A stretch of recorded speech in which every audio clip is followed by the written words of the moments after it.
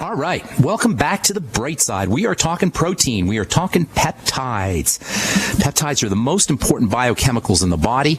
We've only really known about these things for about maybe 35 or 40 years. They were first discovered in the mid-1970s. Peptides, as we've said, are little tiny pieces of protein. They are active pieces of protein. They do things. They turn on chemistry in the body, for better or for worse. For worse, in the sense of peptides that get into the blood, these can initiate or turn on immune system reactions. Peptides that get into the blood inappropriately through the digestive system. If you got a messed up digestive system, if you're not processing your protein, if you're not making enough enzymes, if you're not making enough stomach acid, if you got pancreatic problems or intestinal problems, these peptides can get into your blood. They can initiate blood clotting problems. They can initiate hyperactive immune system problems, and they can cause autoimmunity. In fact, in my opinion anyway, the major cause of autoimmunity is incomplete digestion of protein and peptides sneaking into the blood. That means you guys who are dealing with MS, or you guys dealing with Sjogren's syndrome, or type 1 diabetes, or any kind of autoimmunity, any kind of autoimmune health condition, you may want to think about getting yourself on the ultimate enzymes from longevity, which feature protein digesting enzymes called proteases. You can also use apple cider vinegar or betaine HCl or hydrochloric acid drops to improve protein digestion, and pancreatic enzymes can do the same thing. All of these can help you break up your protein foods much more efficiently and prevent little chunks of protein, these little peptides, from getting into your blood. On the plus side of the ledger, peptides can act as hormones. They can snuggle themselves into little openings on the outside part of a cell, the so-called cell membrane, and then they can activate activities, reactions inside a cell. This is like a hormone. In fact, peptides are hormones. Peptide hormones, they call them. And this is how insulin works. This is how growth hormone works. This is how many of our reproductive hormones work. They all function as peptide hormones. One of my all-time favorite peptide hormones is melatonin, which works in this fashion. And by the way, it turns out that there's a very interesting relationship between melatonin and oxytocin, which we've been talking about for the last couple of days. We'll tell you about that here in a moment. Peptides are who and what we are. Peptides, compared to fats and compared to sugars and compared to minerals and compared to vitamins, are the star of the show. Vitamins and sugars and minerals and fatty substances are like bit players in the biochemical drama compared to the starring role played by peptides. As we said, peptides are a chunk of protein, a string or maybe a necklace of amino acids, which are the tiniest parts of proteins. A peptide is like a amino acid chain. You can have peptides that have 2 amino acids. We call them dipeptides, or 3 amino acids. You call them tripeptides or pentapeptides or nonapeptides. And they can go as long as 50 or 100 amino acids long. They call those oligopeptides, or maybe even polypeptides, depending on who you ask. On our last program, we talked about a really cool peptide, oxytocin, which was the first peptide that was synthesized for medicinal purposes. You can still, if pregnant women will tell you that they had an oxytocin drip, oxytocin injected right into their blood to induce labor contractions. Oxytocin is the love molecule, the cuddle molecule, the trust molecule, the bonding and social connection molecule. It's involved in all of these wonderful feel-good kinds of effects that we have in terms of social bonding. It's a social bonding neuropeptide. Oxytocin is a nonapeptide. It's made up of 9 amino acids. One of the most important facets of peptide hormone interactions involves the bonding interaction, the connection between a peptide hormone and what is called a receptor, this little opening that sits on top of a cell. Yesterday, we talked about how it's like a lock and a key, where the lock is the receptor and the key is the oxytocin or the peptide hormone. It sits into the lock, it turns the lock, and a chemical reaction is initiated inside a cell. Peptide hormones sit inside a receptor like a key sits inside of a lock, and this can turn on chemical reactions inside of a cell. Now, this receptor, or this opening, or this lock, or this socket that sits on the outside part of a cell sits on the membrane, and because the membrane is largely composed of cholesterol plays a really important role in supporting the reactivity and the effectiveness of peptide hormones. Cholesterol, yes, our old friend, demonized and vilified as it may be, can help improve the effects of peptide hormones. Cholesterol can help improve the relaxation effects of oxytocin. Cholesterol can help improve the lovey-dovey effects of oxytocin. Eating cholesterol, or you could even use cholesterol-raising supplements, which you can find on the internet. All of these can help support the relaxation and the lovey-dovey ecstasy, social bonding effects of oxytocin. Yesterday, we talked about the relationship between low cholesterol and social anxiety disorders and autism. This is a recent development in the science of autism, and it's something everyone needs to be thinking about, even if they're not dealing with an autistic disorder. Cholesterol is needed to activate brain proteins that are involved in mood control and anger management and brain development. According to Dr. William Shaw, a clinical chemist and toxicologist from Kansas City and the author of several books on autism, including one really cool book called Biological Treatments for Autism and PDD, which stands for Pervasive Development Disorder. Another book he wrote called Autism Beyond the Basics. Dr. Shaw says even non-autistic patients with cholesterol deficiency are more prone to anger problems, aggressive behavior problems, attention deficit disorder problems, immune issues, movement disorders. This is all stuff that you can improve by eating cholesterol. Go tell that to your cardiologist and see what happens. As far as our love and bonding molecule goes, cholesterol is essential for the binding of oxytocin to cell receptors, and I'll tell you what I mean when we come back from our break. I am Pharmacist Ben. You're listening to The Bright Side. We will be back right after this. Don't go away. All right, so cholesterol is essential for the binding of oxytocin to cell receptors. Cholesterol is very important for the binding of all peptide hormones to cell receptors. That's because cholesterol forms a large component of the membrane of which these receptors are embedded in. I'm telling you, I don't want to talk, we talk about cholesterol all the time, and I don't want to beat a dead horse here, but folks, if you're messing around with your body's ability to make cholesterol, you are truly, truly playing with fire. And any medical professional who poisons or recommends poisoning the cholesterol manufacturing system is simply biochemically ignorant. Biochemically ignorant. Cholesterol is vitally important. As far as cells go, it controls the shape of receptors, and by controlling the shape of receptors, it allows oxytocin as well as other peptide hormones to fit in to that receptor site. And this should come as no surprise given cholesterol's important role in keeping cell membranes healthy. Cholesterol is also very important for brain health. It's important for neural health in general, aside from oxytocin. All of these are great reasons to avoid, stay away, not to waste your time or your money on statin drugs, and not to pay any attention to that medical silliness about pharmacologically poisoning cholesterol synthesis, manufacturing cholesterol synthesis machinery to force the body to stop making this critical chemical cholesterol. One of the best non-drug ways to increase your oxytocin levels, to increase this peptide hormone of life and love and ecstasy, is to practice deep breathing techniques. How do you like that? Yet another benefit for deep breathing techniques. The effects of oxytocin are diminished in response to low levels of oxygen, and by increasing your breathing, you can help improve the body's ability and the brain's ability to respond to the love chemical. Given the important relationship of the parasympathetic, the rest and digest nervous system, makes sense that deep breathing techniques are going to boost oxytocin effects. Oxytocin is a rest and digest and relaxation and sex and love chemical, and the parasympathetic, the rest and digest nervous system, regulates all of these functions. So deep breathing, relaxation, these are both great ways to boost your own oxytocin levels. Next time you do your deep breathing exercises, which we should be doing a minute or 2 or 3 minutes every day, picture oxytocin being secreted from the cells of your brain and your heart and your reproductive system, and picture that oxytocin flooding through your circulation. Visualize it as you're doing your deep breathing techniques. The effects of visualization and imagination can help increase the relaxation effects of and the love effects of oxytocin. As you're doing your breathing exercises, you're going to notice a sense of peace. You're going to notice a sense of letting go, and if you do it long enough, you're going to notice a sensation of love and joyfulness and bliss probably as well. In fact, anything we do that activates our parasympathetic nervous system is going to have oxytocin stimulating effects. Cuddling with a loved one, petting your dog or your cat, being touched, getting a massage, hanging out with friends and family and loved ones. These are all great ways to stimulate oxytocin. Hugs can do it.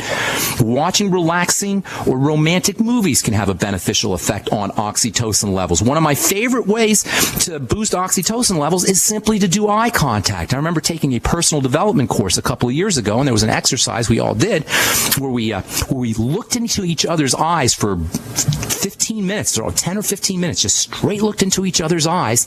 And by the end of 10 or 15 minutes of looking into somebody's eyes, you get this warm kind of sensation, this fuzzy, lovey feeling. Little did I know at the time, but as it turns out, what I was doing was raising oxytocin levels. That's why eye contact can be so important, and eye contact can be so effective in social bonding and in relationships. According to Dr. Paul Zak, who wrote the book The Monologue, dancing, singing, even doing karaoke can improve the love-inducing effects, the peaceful effects of oxytocin. According to Dr. Zak, using Facebook and using Twitter and other social networking sites can also have a beneficial effect on oxytocin levels. Meditation can improve oxytocin levels, and according to the website ask.com, eating protein foods like turkey and cottage cheese and nuts and eggs and cheese can all help improve oxytocin levels and enhance oxytocin activity in the brain as well. Then there's this whole relationship of peptides in general to skin health. Now, we touched on this last week about how peptides are so important for skin health and how you can use topical peptides on the skin to improve the health of the skin. Some of the latest and greatest skincare products have peptides as active ingredients. Almost everything we want in our skincare products, everything we want our skincare products to do, whether we're talking about moisturizing the skin or helping skin cells grow or improving skin cell detoxification, improving the production of connective tissue fibers like collagen, stimulating the production of water-trapping fats and sugars and amino acids. All of these have at least a little bit of a relationship with peptides and peptide communication. Peptides have a commanding role. They act like command molecules. They sit on top of that receptor and they order the cell to do things. So by using a peptide topically, you can have skin cells, you can improve the ability of skin cells to make moisture factors, make collagen and tightening fibers. You can have better looking, healthier, younger looking skin by using peptides and skincare products. In fact, if you want to have beautiful, healthy skin, there's probably a peptide somewhere that can help you do that. If you want tighter skin, firmer skin, more youthful skin, there's peptides that are involved in tightening the skin, firming the skin, and providing youthfulness as well. And this is why some of the most popular and expensive and effective skincare products you can get are loaded with peptides. I've been personally formulating peptide products for almost 15 years. And if you look up Sanitas Peptiderm products, Sanitas, you'll find 3 really effective peptide skincare products that I formulated and that I've been selling for, since the I think I did the first Peptiderm product in 2002 or 2003. You can get Peptiderm eye cream, Peptiderm moisturizing cream, and Peptiderm serum. You can find all of those out find out about all those on the web. Protein ingredients in general have always been prized in skincare. Eggs and milk and colostrum and butter. These all have been used by women for softening and improving skin, and men too, for softening and improving skin texture and appearance. But it wasn't until our ability to manipulate peptide synthesis at the genetic level that it really got to the point where peptide ingredients could be used and produced industrially. This is when the golden age of peptide ingredients and peptide-containing skincare products really began. It was in the late 1990s. Peptides are the products of genes. Your genes make peptides. Your genes, that's what they do. Your genes code, or you could say they make peptides. And the first peptide products appeared on the marketplace right around the beginning of, or right around the end of the Human Genome Project. The Human Genome Project was a big project that was done by scientists to try to figure out all the different genes in the human genome. And when they finished mapping all of the genes in our DNA around the mid-1990s, that's when peptides really began to be popularized in skincare products. All right, we're coming back with more good health information. Got a full board for you when you hear somebody drop off. If you want to give us a shout, that's your cue to give us a call at 855-660-4261. I'm Pharmacist Ben. We've got more good health information coming at you. All right, right, we are back on the bright side. Tomorrow we'll continue talking about peptides and skincare. I'll tell you about the first peptide. And it's still out, actually, and it's still the most effective, in my opinion, peptide that you can use on a topical skincare product. And if you're looking for a good peptide product, it's the one that you want to look for. I'll tell you what that is tomorrow. I use it in my Sanita skincare products as well. As we continue talking about peptides and proteins and bodybuilding and skin building, all as it has to do with the anabolism of bone to help prevent osteoporosis. We'll continue doing that on our next Bright Side episode tomorrow. Okay, 855-660-4261 is our number. Let's go to Texas and welcome Tony to the Bright Side. What's up, Tony? How you doing? Well, I'm doing good now, but a couple weeks ago I had strep throat, and I had to take antibiotics to knock it out. Okay. And I was just wondering, was there another alternative to antibiotics? Yeah, absolutely. What did that do to my digestive system? Well, get yourself on probiotics and fermented foods as soon as possible. That's what you want to do whenever you're taking an antibiotic. As soon as you're done with the course of therapy, or even while you're on the course of therapy, make sure you're using your nightly essence from Longevity, your probiotics, and eating fermented food. You don't want to take your probiotics or eat your fermented food with your antibiotics, because your antibiotics will kill the bacteria. But a couple hours, 3-4 hours after you take your dose of antibiotics, make sure that you're loading up on probiotics. And certainly when you're done with your course of therapy, which you should always complete. Once you start on an antibiotic, you always want to complete that course of therapy. Not completing the course of therapy is a great way to set your bacteria up for bacterial resistance, and that's something that you don't want to have happen.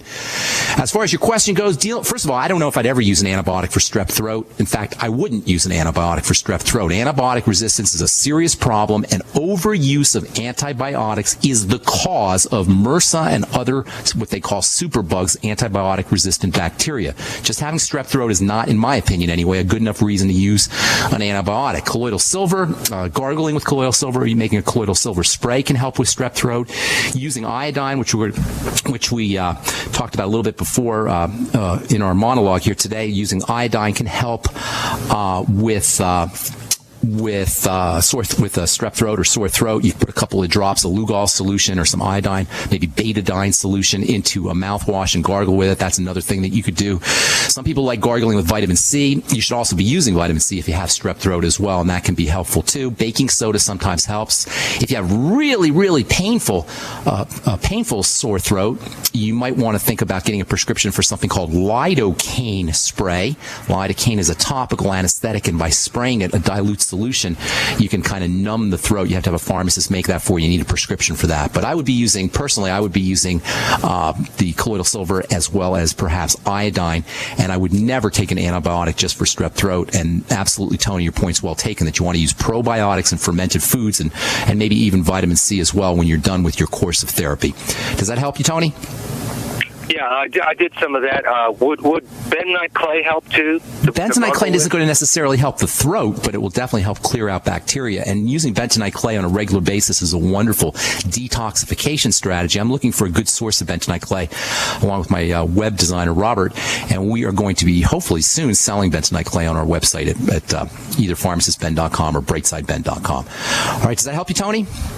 Yeah, thanks. Thank you, buddy. Have a beautiful day, and let us move on to Anne-Marie in California. What's up, Anne-Marie? Welcome to the Bright Side. Hi, Ben. Thanks for taking my call. Sure. What's going on? I am a longevity distributor, and I have a client who called me, said that she was just diagnosed with high blood pressure, and the medication that she's taking, and I don't know the name of it, is making her feel pretty bad. Yeah. And so she's open to natural alternatives. All right. So what can we recommend? Couple things. Number one, the medication they give you for high blood pressure poisons the circulatory system, poisons the heart. They're called a lot of different drugs they use. They use diuretics, but the main drugs are called beta blockers, and these drugs poison the circulatory system to lower the blood pressure. This is doctor strategy, medical strategy. Let's poison the heart. I'm not kidding you here, by the way. I'm not being poetic, and I'm not being hyperbolic. I'm not exaggerating. This is exactly what a beta blocker for high blood pressure does, or a calcium channel blocker for high blood pressure does. It poisons the heart. Now, what kind of medical professional thinks that's a good idea, to poison the heart or the circulatory system? Excuse me. It just makes me so friggin' angry when I think about that. High blood pressure is a sign of a body in distress. It's one of the ways the body's stress response shows up. The first thing you want to do for high blood pressure, and the easiest way to lower high blood pressure, is to practice your deep breathing techniques. Low levels of oxygen will cause hypertension as faster than anything else. So simply by sitting on your couch and watching TV and practicing your deep breathing techniques, you'll notice that your blood pressure will drop. And if you don't believe me, go get a blood pressure cuff and try it. The second thing you want to do is start to use the second thing you want to do is avoid any kind of problem foods. If peptides get into the blood, as we've been talking about, if there's incomplete digestion of protein or leaky gut syndrome and stuff gets into the blood that shouldn't, again, this is going to be interpreted as a major stressor, and this will also cause hypertension. So correcting digestive issues is the second important thing you want to do. Breathing, correcting digestive issues. The third thing is use nutritional supplements, and there's wonderful nutritional supplements for lowering blood pressure. Magnesium is a superstar, antihypertensive. Get your friend on the OsteoMag, around 1,000 to 2,000 milligrams a day of magnesium glycinate. Niacin, another superstar for lowering blood pressure. Vitamin B3, I would be using timed release niacin, around 200 milligram daily dose of timed release niacin. Goes by the name Nicobid. There's a few of them, but that's one of them. Goes by the name Nicobid. And always when you're taking your niacin, make sure you take it with the entire B complex. That means sip on the Beyond Tangy Tangerine all day long. Coenzyme Q10 can also help lower blood pressure, as can coenzyme Q10's cousin, which is vitamin E. I'd be using about 100 milligrams or so of oil-soluble coenzyme Q10 and around 400 international units a day of vitamin E, especially in the mixed tocopherol or mixed tocotrienol form. You'll have to get that on the internet. And then just overall good nutrition, including essential fatty acids, can also have a wonderful effect on lowering blood pressure. Omega-3 fatty acids, especially omega-3 fatty acids from either flaxseed oil or fish oil, both have wonderful effects on lowering blood pressure. So you got a lot of strategies there. I didn't even mention insulin and lowering blood sugar. That's another really important thing to do for hypertension. As any diabetic knows, high blood pressure and diabetes go hand in hand. So correcting any blood sugar problems that you might have can also be helpful. You can use the chromium and vanadium, the Sweeties product, as well as the B vitamin thiamine, in addition to the B vitamins niacin and B12. B12 also is a very important antihypertensive B vitamin. I like a form of vitamin B12 called dibencoxide, which is kind of an activated form of B12, but any B12 will work, even B12 injections, which in my opinion, everybody over the age of 50 or 60 should be using B12 injections. And all those can have great effects on lowering blood pressure. Let's see if there's anything else I want to tell you about. Electrolytes also, and you get those in the Beyond Tangy Tangerine. Potassium has an antihypertensive effect on its own, but taking potassium with all of your electrolytes, either in the Beyond Tangy Tangerine or vegetables and vegetable juices and vegetable soups, which are also good sources of electrolytes. Those can all have nice blood pressure lowering effects. Lots of things you could do. There is no need for anybody to be on a prescription drug for hypertension unless it's a hypertensive emergency, in which case maybe for a day or 2 days you can get yourself on a drug. But after that, there's no need for anybody to be on a prescription drug for high blood pressure. It is strictly a manifestation of a body in distress. Remove the stress, remove the distress, and the blood pressure will drop. Thank you so much for your call, Anne Marie in California. All right, got a few more calls to take here and a line open for you. We will get to your phone calls when we come back from our break. I am Pharmacist Ben. You're listening to The Bright Side on the Genesis Communication Network. We'll be back after this.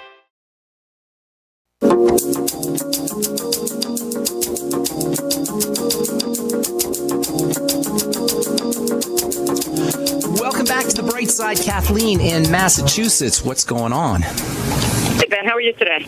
I'm doing good. What's cooking? I wanted to give you a success story. Awesome. I love hearing those. What's going on? I got a couple of them. Oh, good. A couple of months ago, I called you about a friend of mine who was continually giving higher doses of metformin. And her next step was going on insulin. And they could IV drip her metformin and couldn't control her diabetes. She was constantly over 200. And they just told her next step is insulin. So I asked her if she wanted to try doing something different. She was all for it. So she just got retested last week, and her results are in March when she got tested initially, her A1C was 8.7. Right. And now it's 6.6. That is awesome. In 4 months, 4 or 6 months. Nice. I'm sorry? And it's since March, you say? Yeah. That's awesome. That's awesome. And what did she do? She was on the Sweeties, I take it, right? She was on the Sweeties. She did the BCA and One World Away for protein. That is awesome news. Thank you for sharing that. What else do you have? Yeah, and her, just to let you know, her average sugar in March was 203, and now it's 38. It's 138 from 203? Yes. Oh, my goodness. She must be loving life. She must love you, Kathleen. You're a hero. Very happy. But the kicker was, I said, well, your doctor was thrilled. And she said, no, she was kind of insulted. The doctor was insulted. Wow. Oh, my God. I was like, wow, didn't she want to know what you were taking? Because she's taking copies of the labels, just in case she wanted to know. She was really thrilled about sharing this, maybe helping somebody else. And the doctor was like, well, eventually you'll have to go on insulin anyway. Oh, my God. Oh, my God. That's crazy. Do you have something? Is there another one? Yeah, actually, with me, I spoke with you about having really bad night sweats and flashes during the day. Okay. You told me about pregnenolone and progesterone cream. Yeah. Haven't had one since. Oh, that's awesome, Kathleen. Thank you so much for sharing that. I appreciate it. Kathleen, shoot me an email with your address, and I'll send you out a Beyond Tangy Tangerine, a freebie. Oh, sweet. Love you. Okay, good deal. Thanks so much, Kathleen. I appreciate you sharing that. I love success stories, man. Hey, Rob in Canada, welcome to the bright side. Hey, how you doing? What's up? How can we help you? Hi, so I have myasthenia gravis. Rob, I need you to speak up, bro. Speak up. Speak louder. Hi. Can you hear me? A little bit better. Speak really loud. Yeah. So, can you hear me now? Yeah. Yeah, so I have myasthenia gravis. Myasthenia gravis, and it's hard for me to chew. Rob, I just can't hear you, bro. I am so sorry. Can you speak really slowly and into the mic? Yeah, sorry about that. Okay. Yeah, sorry. Can you hear me? I hear you now, but go ahead and speak slowly. Okay, so I have myasthenia gravis. Myasthenia gravis. Okay. Yeah. You want some help with that? Yeah, so it's hard for me to chew, and all I'm doing, so can you help me with that? Okay, good. Yes, absolutely can help you with myasthenia gravis. Myasthenia gravis is an autoimmune disease of the muscles. Is it affecting your face, did you say, or your mouth? Yeah, I can't chew, my eyelids, yeah. Okay, got it.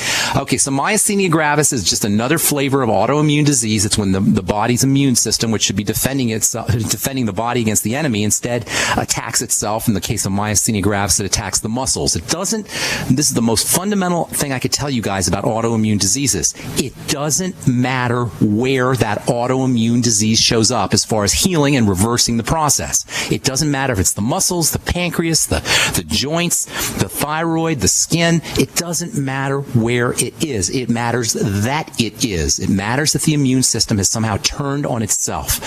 The main reason why this occurs is because things get into the blood that shouldn't be into the blood. The only way things get into the blood inappropriately is through the mouth. They could be injected theoretically, but for the most part, things get into the blood through the digestive system, through foods. So first and foremost, Rob, focus on problem foods. Nobody has an autoimmune disease that has not first had a digestive problem for years. It doesn't just happen. Autoimmune disease is a degenerative disease process. It occurs over the course of time, and it begins with digestive problems. So first thing you want to do, and this is not just for Rob in Canada, this is for everybody who's dealing with autoimmunity. And the worse it is, the more critical this is to do.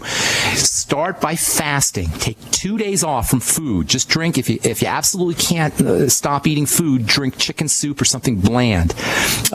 Beyond Tangy Tangerine or lemon juice. The less you put in your body, the better off you'll be. Simply by fasting. Just by fasting for 2 days, you're going to start to notice a reduction in your autoimmune symptoms. Now, you're going to have to eventually start eating again. And as you start eating, you want to do something called the mono diet. That's where you spend all day just eating one type of food. And try to pick your favorite food. Spend all day eating cheese if you like cheese, or spend all day eating bread if you like bread, or spend all day eating ice cream if you like ice cream, or whatever your favorite food is. That's usually going to be, or that's one of the most likely suspects to be causing a problem. And you'll know it's a problem because when you start eating that food, you're going to feel like crap again. Your autoimmune symptoms will come back, whatever they are. You'll start to notice that you got more inflammation, and then you'll know that's a food that you have to eliminate. And then the next day you do the same thing with another kind of food, and you keep doing this until you start to eliminate all your foods and you find foods that you can eat, then you stick with those foods. In general, the less food you eat, the lower, the more reduced your autoimmune symptoms are going to be. So eating less food and eliminating problem foods are the first step to reversing autoimmunity. The second thing you want to do is you want to start patching up the digestive system. Rob, get yourself on the Z Radical. It's wonderful for patching up the digestive system, and it has the bonus effect of stimulating the immune system. Aloe juice, noni juice, that can also do it. I would be using digestive enzymes after all meals. I'd be using apple cider vinegar after all meals, and I'd be using at least 80 billion units a day of the Nightly Essence product from Longevity. That is 80 billion units of bacteria a day, multiple strains of bacteria. If you don't want to use the Nightly Essence, just find another product that has multiple strains of bacteria and that can supply you with 80 billion units a day. Then get yourself on fermented foods. Make sure you're using sauerkraut, fermented beets, kimchi, miso. Anything that's a fermented food is going to help with the digestive tract. Use your bone soup as the main source of protein. It's liquid protein. It's easy to absorb protein. And it also has wonderful immune-boosting nutrients in there as well. They call it Jewish penicillin because it actually acts as a natural antibiotic and can help support the immune system. And then last but most certainly not least, you want to use anti-inflammatory nutrients. Vitamin E is probably the most important of the anti-inflammatory nutrients. I'll be using 400 international units a day of vitamin E. And then vitamin C is also a very important anti-inflammatory nutrient. I'd be using 5 to 10 grams of vitamin C a day. And last but most certainly not least, anything you could do to build glutathione. Glutathione is the body's primary immune system chemical, primary cancer fighter, primary detoxifier, primary antioxidant. And anything you could do to support glutathione building is going to be in your interest. If you can, ideally, you can actually get glutathione intravenously, and that's a great way to support the immune system, great way to deal with cancer. If you don't want to go all out and have glutathione injections or glutathione intravenous put into your body intravenously, you can build glutathione by using glutamine supplements, by using NAC supplements. I'd be using around 400 milligrams a day of NAC. That stands for N-acetylcysteine. You could buy that at a health food store. And also maybe 4 or 5 grams. That's a teaspoon of glutamine powder. And then also sulfur and selenium to help activate that glutathione. MSM sulfur, maybe 3 grams. That's 3,000 milligrams a day. And then maybe around 400 to 600 micrograms of the OPC selenium a day. Rob, if you do even 50% of what I just told you, especially the fasting and especially noticing the problem foods and eliminating those problem foods, you should start to notice a reduction in your symptoms. And once those symptoms, this is very important about autoimmunity, once you start to beef up the immune system, once you start to eliminate the symptoms and the inflammation, the body will take care of it, the healing process itself. You don't have to do anything to help the body heal. It's in the body's nature to heal, but what you do have to do is eliminate anything that is getting into the body that's preventing the healing process from kicking in, and make sure you're supporting the healing process with good nutrition. And then I should tell you, last but most certainly not least, make sure that you're getting on a good protein supplement like the One World Whey, which can be very, very helpful for the immune system as long as you don't have any digestive issues. Is that okay, Rob? Okay, thank you. Thank you. God bless and good luck. All right, let's see. We get one more call in here. Karen in Ohio. Got about a minute. What's going on? Hi, yeah, my dad has metastatic bone cancer in his spine, just diagnosed, and it's very painful. Painkillers are not helping, and now he has constipation. So Karen, wanted to see what kind of supplements he should be on. There's a lot you could do, but I'm not going to be able to tell you in 5 or 10 seconds, which is all we have left. If you call back tomorrow, I'll be glad to help you out. In general, you want to regard cancer as a fast-moving system. Anything you do to slow the body down is going to help. That means fasting, and that means deep breathing techniques. You can also use intravenous nutrition, as I was talking about with Rob, intravenous glutathione, intravenous vitamin C, intravenous B complex, intravenous magnesium can also be helpful. But if you call back tomorrow, Karen, I'll be glad to give you more information about cancer. All right, thanks so much for joining us, friends. Tomorrow we'll continue talking about peptides in skincare. And check out my blog, pharmacistben.com. Got a good post on iodine that should be up today. That's all the time we have for today. I am Pharmacist Ben. You've been listening to The Bright Side. You all have a wonderful, beautiful day. We will talk to you later. Bye for now.